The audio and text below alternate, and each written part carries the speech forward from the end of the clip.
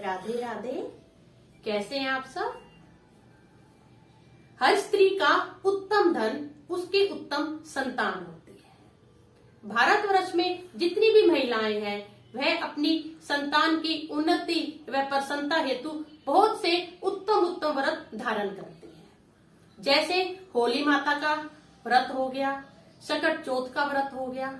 इसी क्रम में संतान की रक्षा हेतु एक बहुत ही उत्तम व्रत है जिसे हम शीतला अष्टमी या बासोड़ा के नाम से जानते हैं।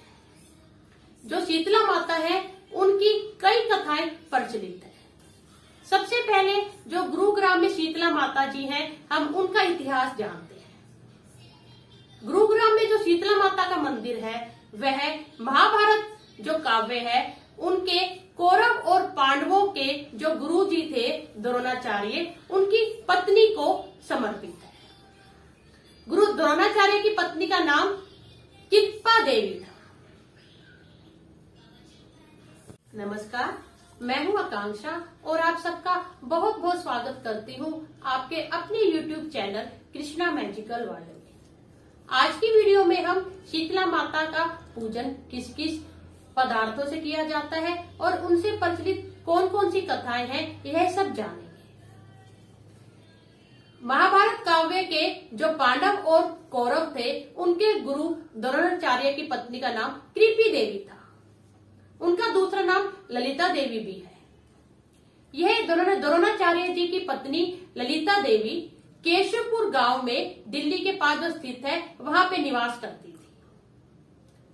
उन कृपी देवी ने वहीं पर अपने गांव में एक आश्रम बना रखा था।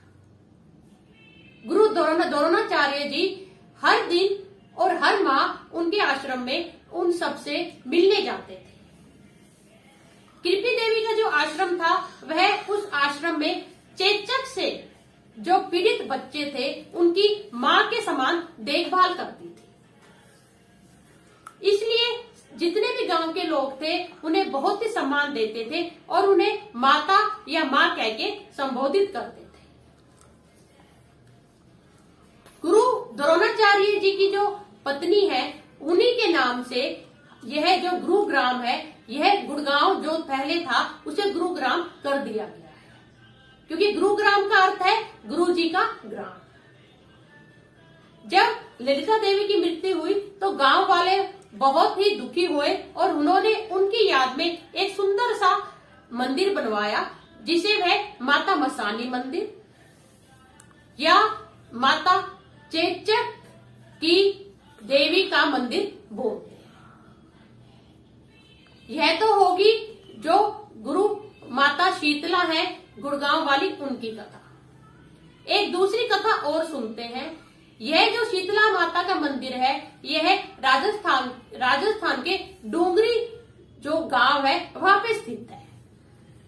यह एकमात्र माता शीतला का मंदिर है जहां पे सप्तमी को बहुत भारी मेला लगता है। इस मंदिर की डोंगरी गांव की जो शील माता का जो मंदिर है, शीतला माता का जो मंदिर है, उसकी कथा के अनुसार एक बार शीतला माता ने सोचा एक बार मैं धरती पे जाके देखूं कहाँ कहाँ पे मेरी पूजा होती है और कहाँ कहाँ पे मेरे मंदिर स्थित है। यह सोचकर जब माता शीतला नीचे आती हैं तो वह राजस्थान के इसी डूंगरी जो गांव है वहां पर गांव में घूम घूम के देखने लग जाती है।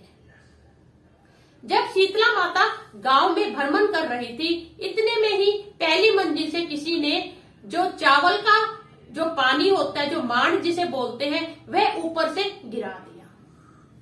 वह जो चावल का मांड का जो गर्म पानी था वह शीतला माता के जो शरीर है उस पे गिर गया। जैसे ही वह चावल के मांड का गर्म पानी जैसे ही माता शीतला के शरीर पे गिरा वह चित्कार उठी और वह चिल्लाने लगी कि मेरा शरीर जल गया, मेरा शरीर जल गया। और माता शीतला का जो शरीर था उसके ऊपर मोटे मोटे फाले हो गए। जब पूरे गांव ने माता शीतला की चित्कार पे ध्यान नहीं दिया तभी एक कुम्हारिन थी, वह अपने घर के चबूतरे पे बैठी थी। उसने जैसे शीतला माता की चित्कार सुनी वह बोली ये बूढ़ी माई तो जल गई।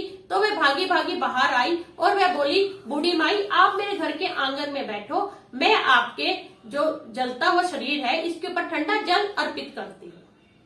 और उस कुम्हारिन ने माता शीतला का जो जलता शरीर था उसके ऊपर घड़ों से भरा हुआ पानी डाला, जिससे उनका जो शरीर जो जल रहा था गर्म पानी गर्म चावल के मान से, उन्हें शीतलता प्राप्त हुई शीतला माँ को। उसके बाद उस कुम्हारिन ने बोला, माता अब आप बैठिए, मैंने अपने घर में कल रात की राबड़ी बनाई हुई है और दही है, आप राबड़ी और दही का सेवन कीजिए, जिससे आपके जो छाले हैं उनके कष्टों से आपको छुटकारा मिल जाएगा।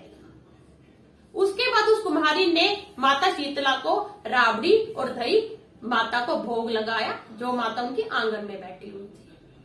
जैसे ही माता ने राबड़ी और वो जो दही का वो सेवन किया पदार्थ, उनके छालों में उन्हें बहुत ही आराम मिला।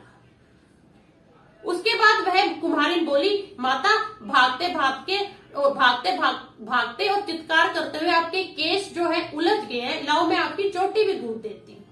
वह कुम्हारिन जैसे ही माता की चोटी गूंथने लगती है तो वह देख के हैरान हो जाती है, माता का जो सर था उसके पीछे एक तीसरा नेत्र था। वह डर जाती है और वहां से भागने लग जाती है। तभी शीतला माता बोलती, बेटी तू भाग मत, मैं कोई भूत प्रेत नहीं हूँ, मैं तो शीतला माता हूँ। और यह कह के जो माता है वे अपने असली रूप में आ जाती हैं, जिन्होंने मुकुट धारण किया हुआ था और जिनके 4 हस्त कमल थे। जैसे ही वे माता को देखती है कुम्हारिन, वह बहुत ही प्रसन्न होती है, परंतु अगले ही पल उसे ग्लानि होने लगती है, क्योंकि उसके घर में कोई भी चौकी या पटरा नहीं था जिसमें वह माता को बिठा सके।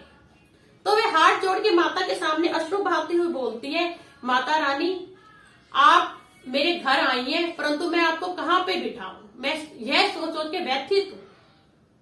तो माता रानी हंसते हुए बोलती, बेटी मैं तेरी पूजा भक्ति से और समर्पण से बहुत ही प्रसन्न हूँ, और उसके जो आंगन में जो गंधर्व होता है, जो गधा होता है, माता तत्काल उसी गधे पे विराजमान हो जाती है।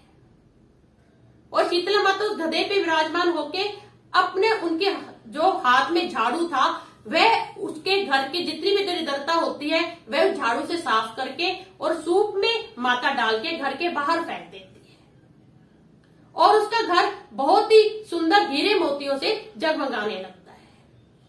तो वह कुम्हारिन माता के चरणों में गिर पड़ती है और बोलती है, माता आपने जैसे मेरे को कृतार्थ किया है, दर्शन देके अपने सभी भक्तों पे कृपा कीजिए। तब शीतला माता बोलती है, पुत्री मैं तेरे से बहुत प्रसन्न हूँ, जो भी तुम मुझसे वर मांगना चाहे वह मांग सकती है।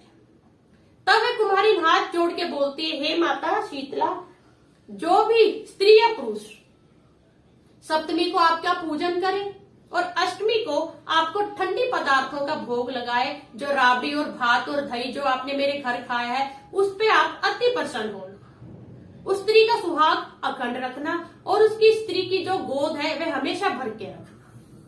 और जो पुरुष है जो भी आपका पूजन करे अष्टमी के दिन और जो भी बालों को ना कटवाए, उसकी दरिद्रता का भी आप अवश्य नाश करना। अपनी भक्ति पुकार से शीतला माता अति प्रसन्न और वह डूंगरी जो गांव था उसी में स्थापित हो गई। जैसे ही माता वहां स्थापित हुई तभी वह जो डूंगरी गांव है उसका नाम शील की डूंगरी नाम से प्रसिद्ध हो गया।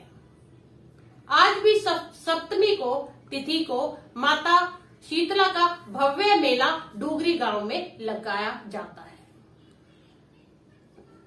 अब एक तीसरी कथा के अनुसार एक बुढ़ी माई थी, किसी गांव में रहा करती थी। वह बासोड़े के दिन बासी भोजन माता शीतला को लगा के भोग और वह अपने आप खाया करती थी। एक दिन उसी गांव में सप्तमी के दिन अग्नि लगी, सबकी झोपड़ियां सबके घर जल गए, परंतु उस बुढ़ी माई की झोपड़ी बिल्कुल सुरक्षित रही। जब बुढ़ी माई से सब गांव वालों ने अगले दिन पूछा कि बुढ़ी माई तुमने ऐसा क्या पूजन किया जिससे तुम्हारी झोपड़ी नहीं जली, तो वह बोली कि मैं माता शीतला को बासोड़े को बासी भोजन का भोग लगाती थी और उनकी पूजा पाठ किया करती थी, इसलिए तुम सबकी तो झोपड़ी जल गई, परंतु मेरी झोपड़ी माता के आशीर्वाद से नहीं जली। उस दिन के बाद पूरा गांव माता शीतला का पूजन करने लगा और बासोड़े को उनको बासी भोजन का भोग लगा के खुद भी बासी भोजन ग्रहण करने लगा। इस प्रकार इन तीनों कथाओं से एक बात हम देते हैं कि जो शीतला माता है वह बासी भोजन से ही तृप्त होती है। इसलिए आप जो भी कोई माता का वार पूछते हो, कई सोमवार पूछते हैं, कई होली से 8 दिन पे गिन के अष्टमी पूछते हैं, आप जो भी कोई वार पूछते हैं उससे एक दिन पहले आप बहुत ही प्रेम से पक्की रसोई बनाएं।